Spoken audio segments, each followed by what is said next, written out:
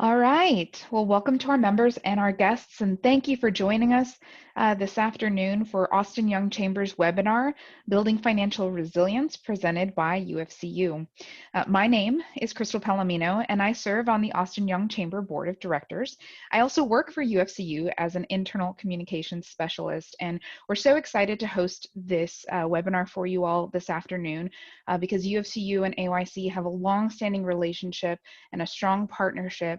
And UFCU strongly believes in providing for the young professional community and for the community at large. So it is our honor and our pleasure to bring this content to you this afternoon.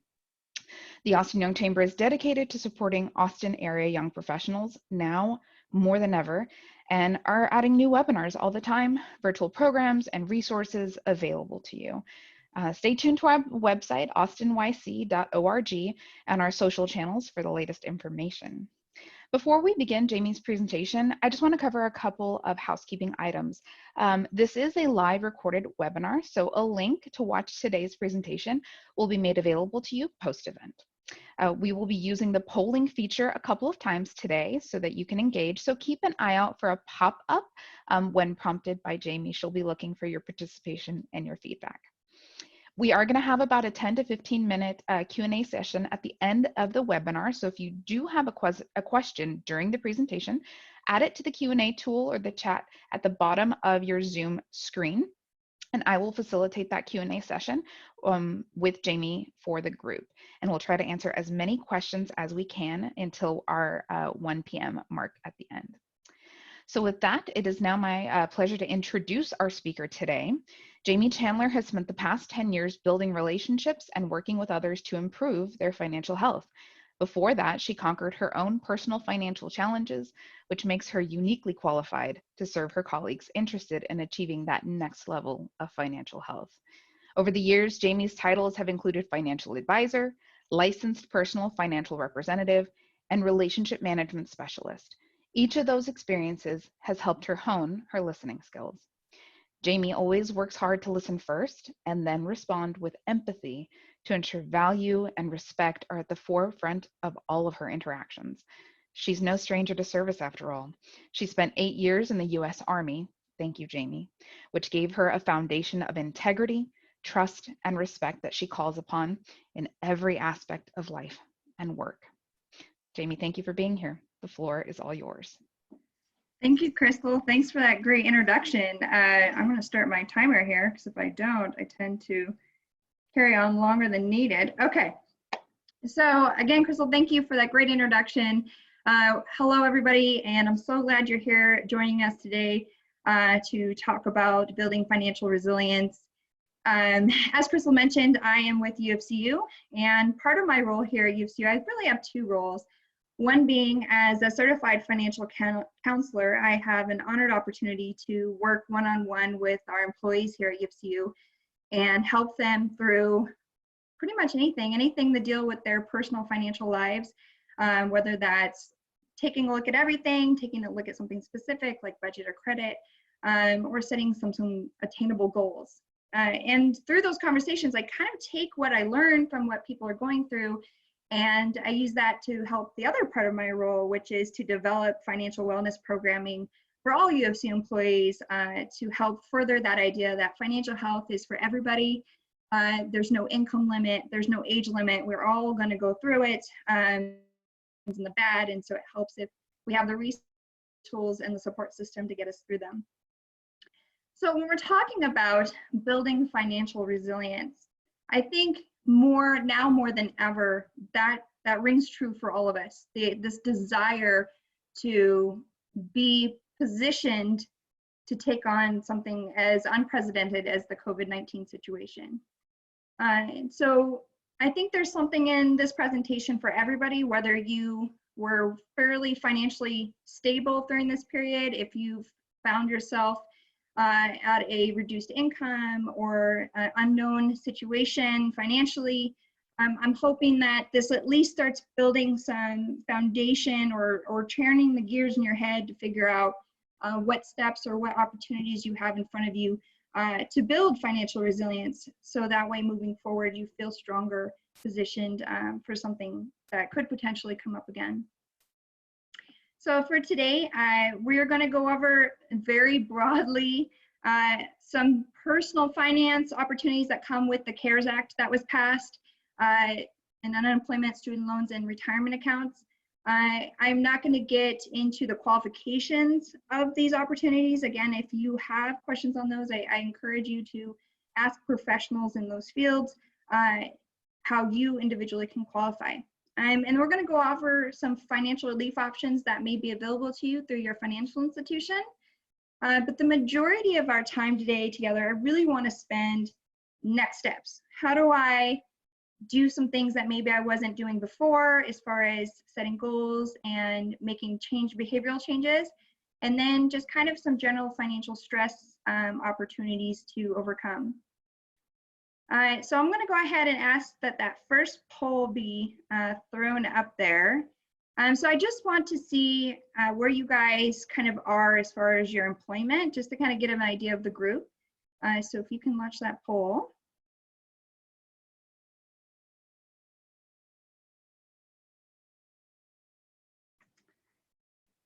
Now, Crystal, I am unable to see the poll, so I'm going to ask that you kind of give me an idea of what the response is.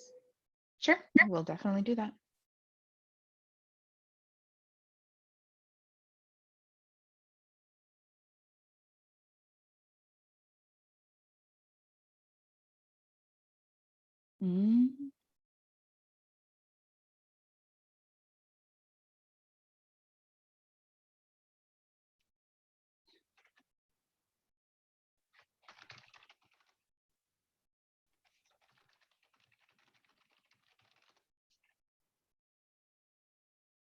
Okay, so it looks like we have 96% of full-time employees joining us this afternoon. Wonderful. Okay. And So the other 4% are small business owners. Small business owners, awesome. Fantastic. The reason why I asked that is because I really wanted to kind of get a foundation of where you guys are when it comes to your financial picture. I do not have small business owner specific details in here. I do encourage you though to, again, I have some resources at the end that are information hubs that I recommend that you check out if you are looking for small business owner specific qualification details when it comes to the CARES Act. So unemployment, just a couple of the things that are under the new CARES Act when it comes to unemployment. So you get additional, if you qualify, you get an additional 600 weekly benefit on top of the benefit that you qualify for. That can definitely help financially for those who are struggling. Also too, the number of weeks that you receive benefits has been extended out to 13 weeks. And in addition, if you have been furloughed, meaning that you have been let go, but on a temporary basis with the promise that you will return to your current position or previous position, they have, at least in the state of Texas, have just had stopped all work search requirements. So if you feel that maybe you didn't qualify for unemployment because of that work search requirement, that you knew you weren't going to need to look for another job, that has been waived. So I encourage you to apply if that maybe was something that was stopping you from doing so. And again, I think unemployment, for those who have never experienced it, obviously the wait times are pretty heavy right now. If you're unsure for any reason, still go ahead and try to apply or go on the website and ask more questions. The main point is we're finding each and every resource we can to get us through now so that we can better be prepared and put things in place for next time. Student loans. So if you are not aware, if you hold a federally held loan with the Department of Education, all loan payments have been postponed without interest automatically until September 30th, 2020. If you were working with the collection department or you were in default, those have also stopped collecting on those loans, again, till September 30th, 2020. But let me make sure I be clear that if you own a privately held loan or you had refinanced your Department of Education loans to a privately held loan, that does not automatically defer payments or interest. So you're going to need to reach out to your loan provider and try to work out some type of agreement if you are unable to make those loan payments. Now, if you are able to make those loan payments, I encourage you, even if they are automatically postponed, to continue to do so. Student loans are kind of one of those debts that seem to just drag on and on and on, and you can definitely put those out 10, 15 years. So if you are able to financially, I do encourage you to continue to make those loan payments. But if you're not, I want to make sure that you're aware that that is automatically taken care of for you.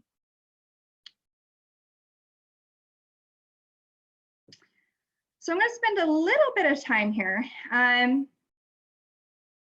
Definitely when you're looking at possibly withdrawing from your retirement account, there is a really big process you need to go through with that, only because it's so finite, right? I think that, you know, when you're pulling from your long-term goals in that way, just make sure that you've kind of extinguished all your other options. You don't qualify for other financial relief options, or the amount is significantly more than any loan that you're able to receive. Your retirement account may be a solution. To give you a couple of the updates based on the CARES Act, so your employer-sponsored plan will allow you to take an increased amount than traditionally, and they are waiving the 10% IRS penalty, and they're suspending the 20% mandatory tax withholding. So if that's something that you feel might help you through your situation, I encourage you to reach out to your employer and see what options are available. Loans, if you decide to take a 401k loan or a employer-sponsored loan, those also have been extended to where you do not have to start repaying that loan until 2021. And if you have a traditional IRA that you would like to take money out of or do a distribution from, remember, you cannot take loans from your traditional IRAs or your Roth IRAs, but you can take distributions. Your IRA tax bill can be paid over 3 years. So you'll have a little bit more time if that's something that you end up needing to do. I really do encourage you, though, to talk to your HR department if your employer-sponsored plan is something that you're interested in accessing. They may have other financial support options available to you. And I also encourage you to talk to a CPA or a retirement professional when it comes to accessing any of those investment types accounts, because there might be some taxable consequences that you're not aware of. But I did want to bring it up because, again, in essence of transparency, I want to make sure that you know where you can access money if you weren't familiar with it. Financial relief options. So it really depends on your financial institution, what's available to you. I can tell you that majority of places are offering loan payment deferments. I'm sure you've noticed a lot of the car commercials as well. If you buy a new car, you don't have to pay, your first payment's deferred for up to 120 days.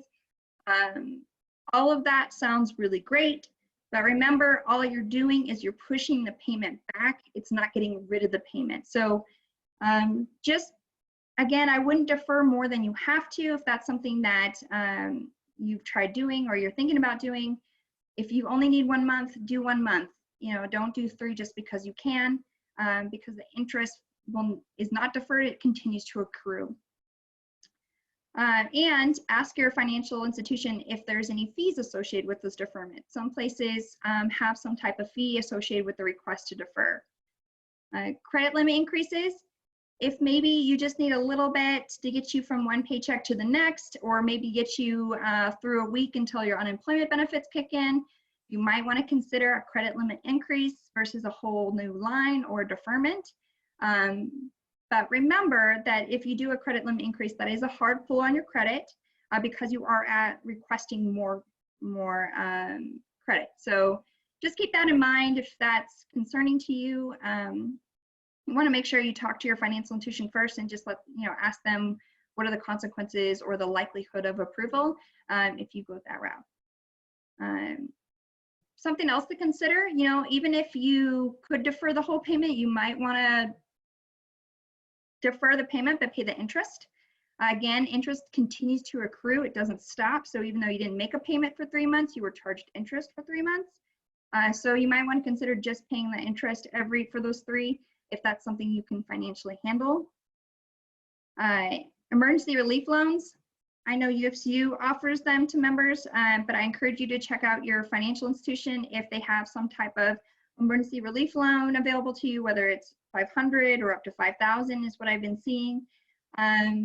Traditionally, unsecured loans or loans that aren't secured with collateral tend to be scrutinized a little bit more because obviously there's a higher risk to the institution if you do go into default.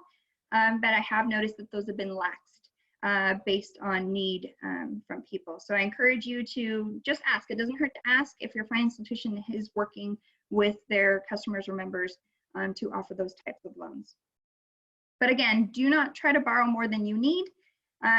Just because you can get $2,000, remember that those payments come due, those deferments come due. So you make sure that you calculated the fact that you can handle a $100 or a $200 new payment. Your financial situation may not be better by then. So just keep that in mind that, okay, well, I'm sure by 3 months I'll be back at work or my spouse will be back at work. That may not be the case. And if it's not, how are you going to handle that payment then? So just make sure you're thinking about those things as you are considering those options. Mortgage payment assistance and forbearance. Forbearance is just a different word for deferment that is used a lot in the mortgage industry. Those deferments or forbearances usually tend to be a little longer than 1 to 3 months. I've seen them 1 to 12 months.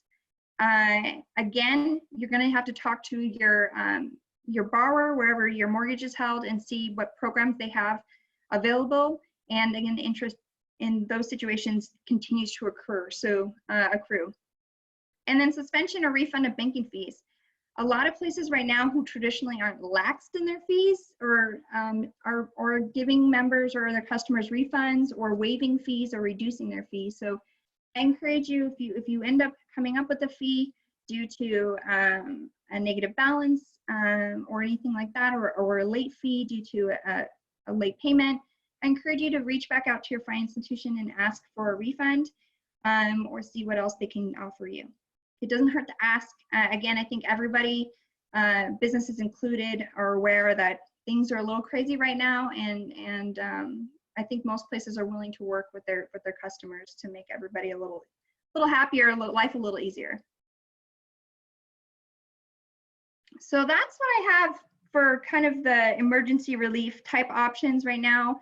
Like I said, I wanted to spend the majority of today talking about the idea of moving forward. You know, I think whether you were handling the situation so far so good, or again, you were bombarded with a loss of a reduced income, I think we all recognize we could do better. And so the goal here is to give you some ideas, some opportunities, some things to start thinking about, say, you know what, I can do better, I will do better, I'm going to do better, right? So I have another poll I'm going to ask that gets brought up. I just kind of want to know, how do you see yourself? Do you see yourself as more of a spender or more of a saver? Now, most of us have a blend of the two, but if you had to choose one, which one would you most agree with?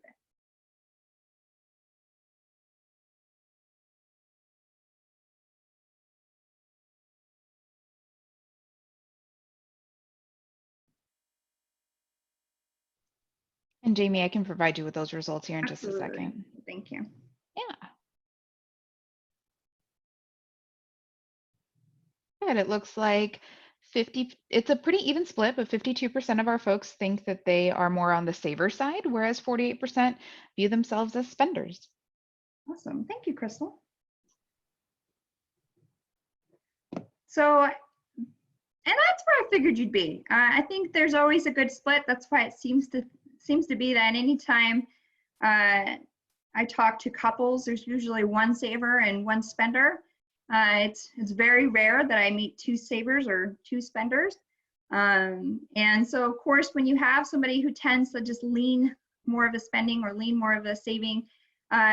Communication about finance can be a little bit more difficult as you both see these types of actions differently.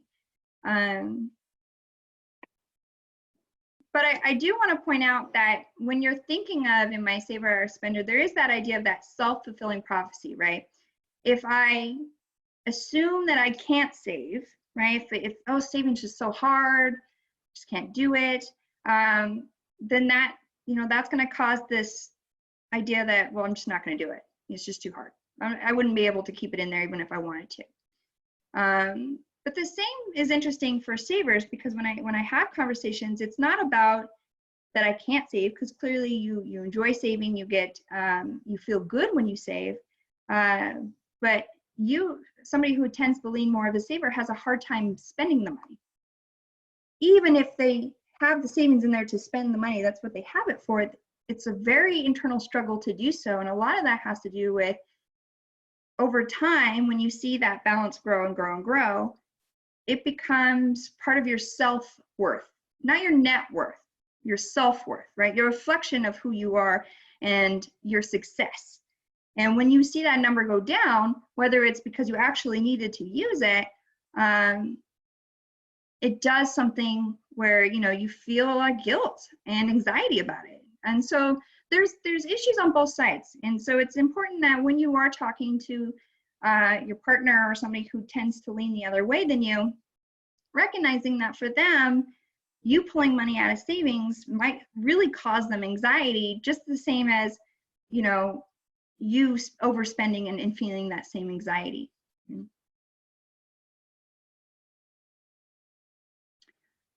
So when we're talking about moving forward, I think we've all heard about setting goals, the importance of setting goals. They should be SMART goals, specific, measurable, attainable, realistic, and time-based.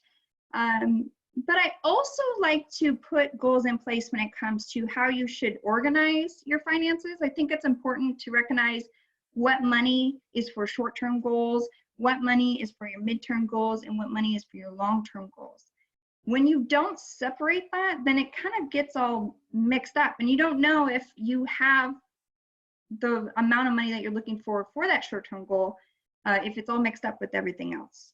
And remember that goals are going to change, they're going to fluctuate. I can tell you right now that my goals that I had set for the beginning of the year have gone out the window, and now my goal this year is to minimize credit card spending and keep what I had in savings, right? So as those goals change, that's okay. I think as long as you recognize why they're changing and kind of set some things in place to either get back on track or to put things in place to move forward to this new goal, the whole point is you're moving forward, you're not stagnant. Another one of those things that causes that financial stress is, a lot of times people come into my office, and when they're stressed like that, it comes from the unknown, right? They just don't know. They don't know how much they need for that short-term goal, that emergency fund. They don't know how much they need for that education that they're going to have to pay eventually, right? So all that unknown, that's a lot of stress that we can take control of, right? If we map out those baby steps that you need to take, the unknown starts to go away. And now, even though in the numbers, my situation hasn't changed, I start to feel like I'm in control. I start to feel better about my situation. And through that, now I can take those steps necessary to move forward. So how do I do that? So let's talk about that foundation of all foundations, right? That emergency fund. But when I ask people, what constitutes an emergency? Like what emergency? A lot of times people are like, oh, emergency, I don't know, things that come up. But when you don't really start to dig into that and figure out, well, what do I mean when I say emergency? What's an emergency to me? It's hard to really decide if you have enough available for them.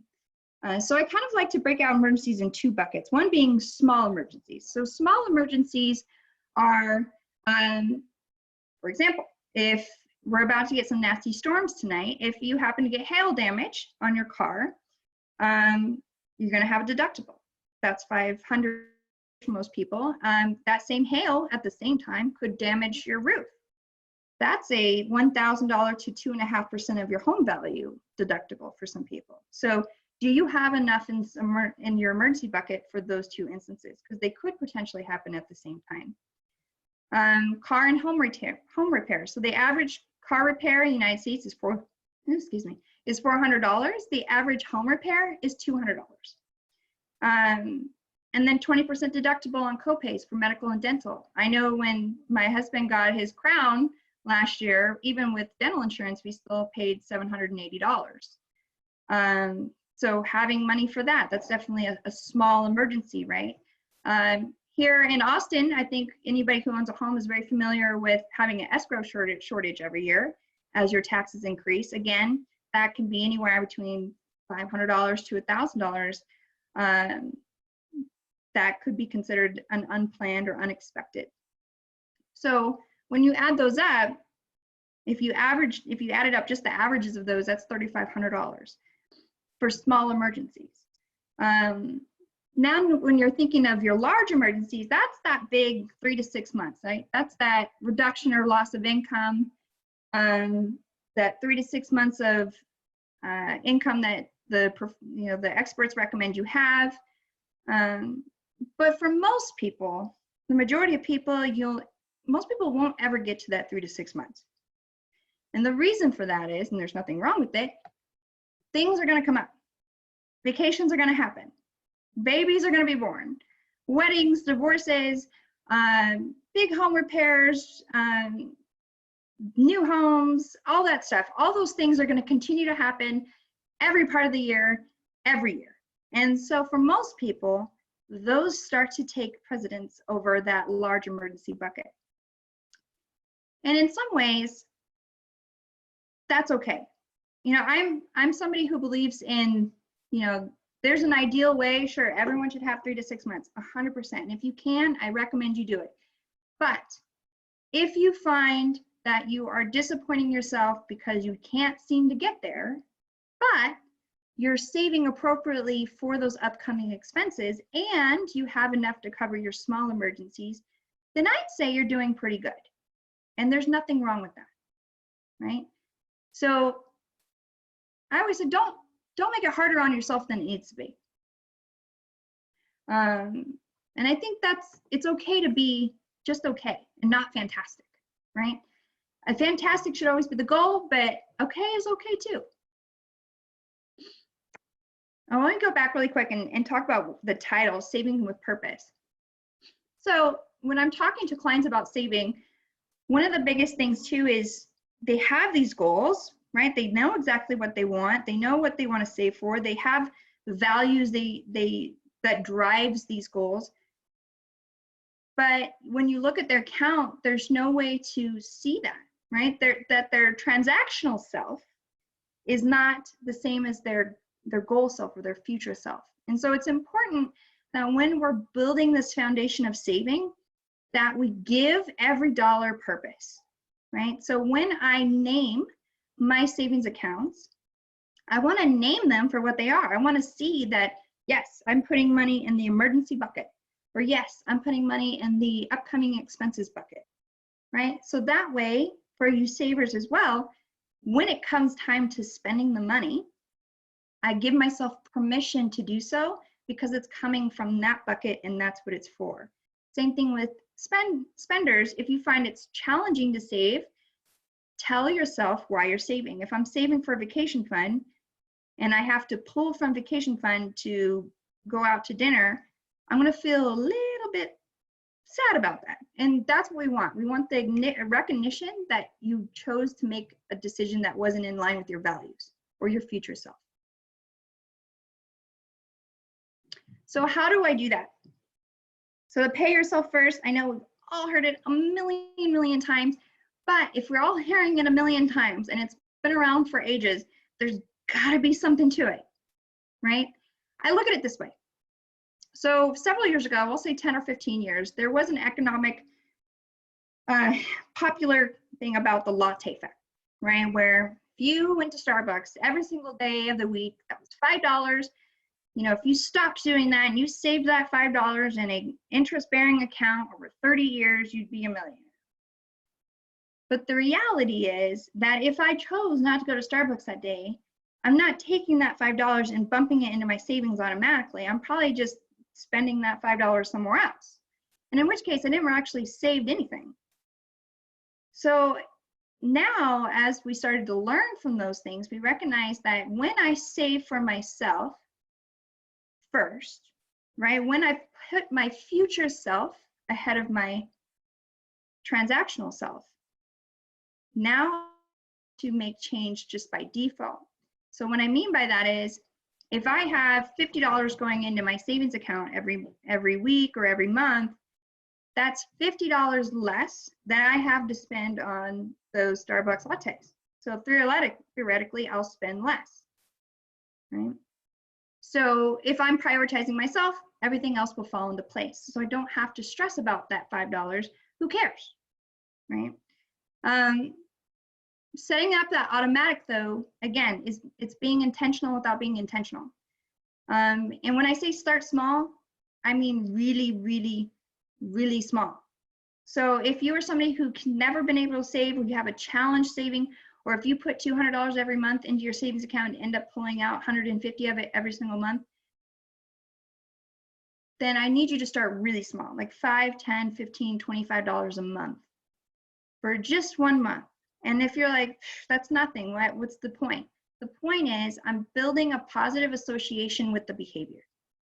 So when we all make New Year's resolutions, and I go from never going to the gym to waking up January 1st and saying, I'm gonna hit that gym, I'm gonna go every day for an hour a day, I'm gonna look amazing by the summertime, it's gonna be fantastic. What I really just did is I set myself up for failure. And that's why so many people fail their New Year's resolutions, because nothing else changed. My behavior didn't change. The time I wake up maybe didn't change. My schedule never really changed. So I didn't build in my life around the goal. And so eventually I might do it for a week, but then I may only do it. Now I'm going to start making up excuses why I'm not going to go. Oh, well, I'm just not going to go this morning because I have that early meeting. I'm going to definitely go tomorrow though. And those one-offs start to become 2-offs, 3-offs, and so forth.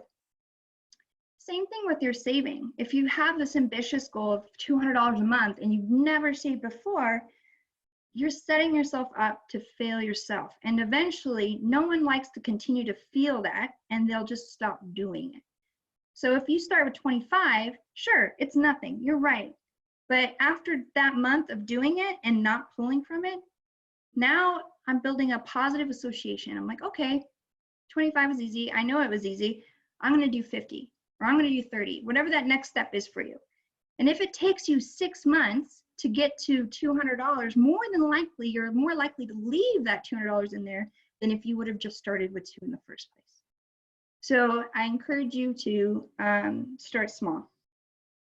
I'll briefly talk on the waterfall effect. The waterfall effect is when you're thinking of your savings as buckets, right? So I have my emergency bucket, I might have my upcoming expenses bucket, I might have my down payment on a car bucket, whatever bucket, you can have as many as you want.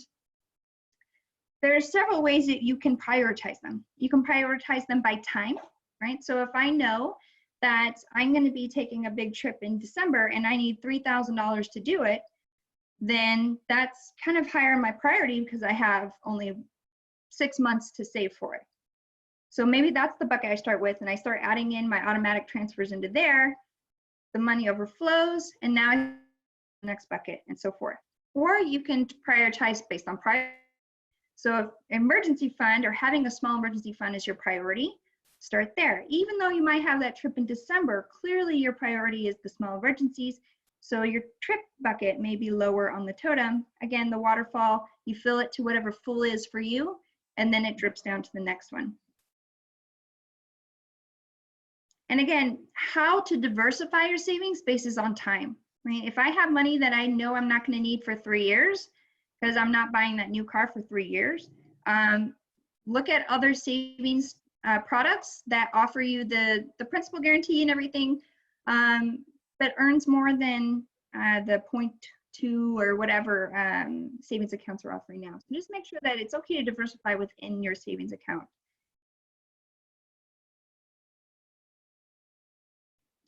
I'm not going to go over, let me just make sure I'm good on time. Okay. I'm not going to go over how to do a budget. There's incredible budget apps out there. Something for everybody. I think there's simplistic ones all the way up to more complex ones. But the biggest thing I want you to recognize is budget for your lifestyle. Okay. If you are somebody who works full time, you got 3 kids, one's in soccer, one's in gymnastics, maybe not right now, but traditionally one's in gymnastics, one's in soccer, you know, you're all over the place 3 times a week and you don't cook and you feel bad because you go out to eat all the time. So most people, when they say, I want to save money, I'm going to go out to eat less and I'm going to buy more groceries, I'll cook from home. Again, the problem is your lifestyle doesn't allow you to do so. And so what ends up happening is you end up buying all these extra groceries and also going out to eat, right? So I always, you know, I tell people, like, don't lie to yourself. You know, recognize your lifestyle. Who hates cooking? How do I budget to where I get, you know, Snap Kitchen every week, or I don't have to cook, I just warm it up? Or, you know, if you just, hey, I hate cooking, I love to go out to eat. How do I minimize that? Maybe I don't go to the $80 restaurant, maybe I go to the $40 restaurant. Again, it's okay to not live an ideal budget, but you want to make sure whatever lifestyle you're living, you're budgeting to it. So, yeah, just encourage you to think about, you know, why do I spend so much in eating out? Is it because I hate cooking? Or is it because, you know, I'm lazy and I like to cook? Am I okay with that? If I'm okay with that, then maybe I need to make some cuts somewhere else to support the lifestyle that I'm living. And just, again, revisit essential spending. You want to do your budget at least quarterly. I can tell you right now, I ended up, after redoing my budget, I realized I don't even watch Hulu. Like, I have all these streaming services and Hulu's the one like I never end up watching. So I ended up canceling it. I was like, I don't know why I have it. Or again, if things increase, you know, if you had a 1-year contract for $50 a month internet and that expired and no one told you, and you know, you've been paying a little extra and you haven't thought about it because it's automatically drafted, take a look at that. Can they get you back down to 50? Again, it's good for you to revisit what you're doing, even if it's on autopilot. So I do want to talk about the what ifs of life, right? What if I get in a situation where somebody, and you know, me or my spouse, or even my parents, you know, if they were to pass away. It's not something that we in American culture really like to talk about, but it's so important to do so. If you don't have a will in place and you have minor children, I definitely recommend talking to a professional and figuring out how to get that in place. Even if you feel like, well, I don't own a house or I don't have, you know, a lot going on, the biggest thing a will does for minor children is it puts in, you name a guardian for your child. In the event that you do not have a will and you have minor children, then the state names a guardian. And that may or may not be somebody that you trust or would want to take care of your child. So I would encourage you to check into that. So that's something on your to-do list. I know it's on everybody's, right? We'll get to it. Oh, it's so important. I need to do that. And then we don't think about it until somebody passes away that we know, and we're like, oh, you really need to do that. So please set a time, get it in place. Most really basic ones aren't that expensive. So if cost is something that concerns you, I would look into other options because, like I said, there are some cheaper versus more expensive ways to do that. Again, maintain adequate insurance coverage. Life insurance, if you don't have it, or you have it through work and you have no idea how much you have, check. Most places won't have very much through work. Usually it's anywhere between 50 to 150,000. Is that enough for you? It may not be, especially if you own a house and you're providing income for your family if you're dual income or single income. Same thing with auto insurance. If your job now makes you work permanently from home, you may not need as much insurance coverage because you're not driving as much. So just keep that in mind. It's worth checking into. Can you save money there? And again, if you save money there, you have to do something with the money or else it doesn't count as saving it. And then up-to-date beneficiary information. I've seen it several times where a mother was the beneficiary, but then she passed and then it wasn't updated, and then so something happened. You want to make sure you're revisiting those, especially with your bank accounts. Again, you want to have beneficiaries on your bank accounts if you don't have a joint signer. And that just makes that process a lot easier for your beneficiaries in the event that you pass. And again, review everything, as I said. It's something, again, we don't talk about, but really need to be asking each other, what happens next if something were to happen to me? That's where you don't want that stress, right? That's where you don't want the unknown, is at least through that part, right? So all the things that I talked about today, these are key things to get you through that financial stress. Again, a lot of what I hear from clients is the unknown. Or the feeling that they can't communicate with their partner about their finances. Even if you do your finances separately and you have everything separate, having that conversation about what your guys' goals are together, what happens in the event of an emergency, who would be responsible, where would that money come from? There needs to be some level of transparency there. And I think once you do that, you'll find that financial stress becomes less. It doesn't go away, but becomes less because now I have the key components of that to answer those questions. And again, keep yourself honest. If something doesn't work out, okay, well, how do I revisit that and move forward? If you can't, don't continue to live the lie just because you think that's what you should do. Resources, so I have listed 2 here. These are like resource hubs. They're really great. They are going to bounce you off to a whole bunch of other links that will allow you to learn more about some of those details I had mentioned earlier in the presentation. I believe you're getting a copy of this, or you'll have access to those links. And then finally, a big thank you. UFCU, we're happy and honored to be such an if I can talk, I think, intimate part of this community. And everything we do is for the benefit of the community, and watching everybody have these quality education, employment, and housing, and recognizing through those things, we all become financially stronger. And I have an announcement that as of today, we have launched our Plan U financial wellness page on our website. So if you want to talk to someone like myself, a financial counselor who can walk you through some of what I talked about today, we actually have that available live as of today. So I encourage you to check out planu.ufcu.org to learn more and to sign up to speak to somebody. Thank you again. It was an honor. While Crystal is telling me questions and I'm answering them, I do want to ask that everybody fill out this poll for me, or this survey. It helps me so much as I develop new content to hear what everybody has to say. So thank you again, and I'm going to open it back up to Crystal. Excellent. Thank you, Jamie, so much. Earlier in your presentation, you talked about having different buckets for savings. And so Rebecca Manley wants to know, how many buckets can you have for savings accounts? So do you have one for a new car, one for emergencies, one for childcare? Can you talk a little bit about that strategy? Great question. Honestly, have as many as you think you need. I've seen people have like a lot, and I say a lot, like there's a couple of people I know, I think I have like 15. Now, is that a lot? Absolutely. But I also, even me personally, when I was kind of building that strategy for myself, I think I started with 5 or 6. New car, I separated out that small emergency to those buckets that I talked about: deductible, repairs, medical. And then over time, after I recognized that those buckets were staying full and I was being more focused on saving, I actually reduced my buckets to now that I think I have 3 now. So yeah, as many as you feel that you need. If you need you need as much control, because if you don't, you're going to spend it. Put in control measures. Have 20 buckets if that helps. That's great advice. And I do the same thing. I have one for my student loans. I have one for my daughter's daycare, because we kind of parse that out over the month. And then we have a completely separate account that we never log into, because in my opinion, if you can't see it, you can't touch it. So that strategy works for us as well, to have a completely separate account for a separate secret savings that kind of just builds over time.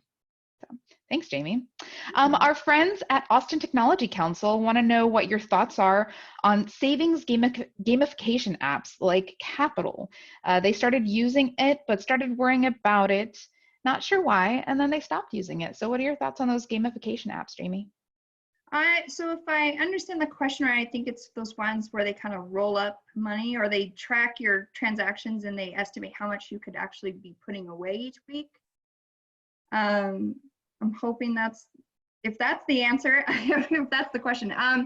You know, they're interesting. I've test ran several of those as we were learning for our own app and as we were developing the financial health department. I find that they have a lot of good things as they do track your transactions and they see pattern. The downside is I haven't seen an app yet that controls for those unexpected deposits. So we'll take an example, that stimulus check. If you had that app running and you got that stimulus check, the app doesn't recognize that that might be slated for something important like a credit card or rent or mortgage. So it might see that as a larger consistent balance and pull a larger amount than maybe the $40 that you had. So just they're good things because they do it automatically. Anything automatic is better. But just I haven't seen one that really kind of is intuitive as we'd like to see. Gotcha. Excellent. Thank you about that. Jess, if we didn't answer your question, go ahead and pop it in the chat for us and we'll do our best to clarify for you. All right, Rebecca wants to know, and I think this may be around making transfers into a UFCU account, but the question is, could I set up deposits directly from my Bank of America account? So maybe I assume into her UFCU account that she's considering. And again, Rebecca, you can clarify for us in the chat if you'd like to. Yes and yes. You know, the one thing I love about credit unions in general is they allow you to do the multiple shares, right? So if I can have multiple shares named 20 million different things and have one umbrella of an account. So when I log in, I see all those shares and all the savings accounts versus some financial institutions don't allow you that. You'd have to have separate accounts for each goal. But yes, you are able to set that up. You just need to, the only caveat to that is your name has to be primary on the receiving and the sending account. Perfect. Thank you, Jamie, and thank you, Rebecca, for submitting that question. Alice just had a follow-up question in the chat. Can you explain what you mean by multiple shares? Great question. It's a credit union thing, right, Jamie? Yes. Sorry, I got into the credit union lingo. So multiple shares are shares. So when you're a credit union member, you have your account, right? But we also have your checking share and your savings share, just sub-counts. So they have their own special sub account number. So you might start with a 900 blah, blah, blah, dash share number. So that benefit of that is I can have multiple checking accounts with separate debit cards, and I can have multiple savings accounts under one roof. So when I log in, I get to see all of them all at the same time, which is really convenient if you're working on this strategy. Even myself, I have multiple checking shares, one for bills, one for spending. They have two separate debit cards. And again, it just barriers in place. I'm a spender by nature, so I try to find ways to keep myself responsible. Perfect. And it looks like that was satisfactory to Alice. Thank you so much. And we're credit union nerds, Jamie and I. So it is credit union lingo to say share versus account. Yes, we do have accounts, but when you are a part of a credit union, you're a member. And so that's your share, the piece of the credit union that you own, because credit unions are owned by their membership. So credit union lingo, you learn something new. All right, Monica Andrew wants to know, what is the range to pay for wills? So if you're wanting to set up a will, what's the cost look like? This is a great question. It can really run the gamut. You know, if you did, what was that? I think it's legalzoom.com. I mean, that's going to run you $50, $75. Nothing wrong with that, especially if you have a very simplistic situation. It actually walks you through the process. If you have a little bit more of a complex, maybe you have children from another previous marriage, there was some property involved prior to you getting married, You definitely want maybe more of a professional review on that. That's going to cost you anywhere between $300 to $1,000, just depending on the complexity. So yeah, there's definitely levels. When I was getting ready to have my daughter, we got the will, the advance directive, and the medical power of attorney done through LegalZoom, just because I needed something in place right away at that time, and then we didn't have a house or anything like that. So it worked for me, but again, I would definitely look into your other options as well. Excellent, excellent. Okay, let's see here. All right, a couple of other questions that I had for you, Jamie. Roughly how long do you think it takes to create a positive behavior change around savings? Ooh, good question. Um, you know, it's interesting. I think it really comes down to accountability and motivation. So I know when I talk to people, within 6 months, they feel, and we track it. We have, measurement. We track this feeling, but they feel, and the numbers show that they are doing better in 6 months. Now, that's not a guarantee by any means, but what that does is that showing that when we focus on behavior and not the numbers, right? I don't care how much you save. I don't care where it's going. I don't, I don't care how much you use your credit card if that's less than what you want originally were spending it. That's progress, right? I'm changing behavior. Now it takes 3 months, from what I see, to really start significant change. But then those next 3 months, it becomes so much easier. A really quick example of that is I had somebody who was using their credit card willy-nilly, kind of just because it was in their pocket, no reason. And one of their goals was, I want to stop using credit. So their action item was to not use their credit card for 1 month.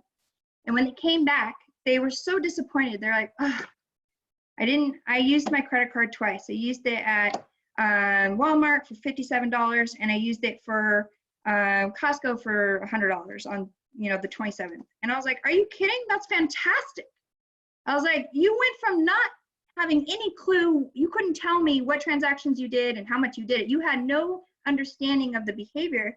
And then you went to, exactly what day and how much and where you were when you used that credit card. And so you recognized oh, okay, this is not what I wanted to do. And so now we can only build from there, right? So that's huge progress.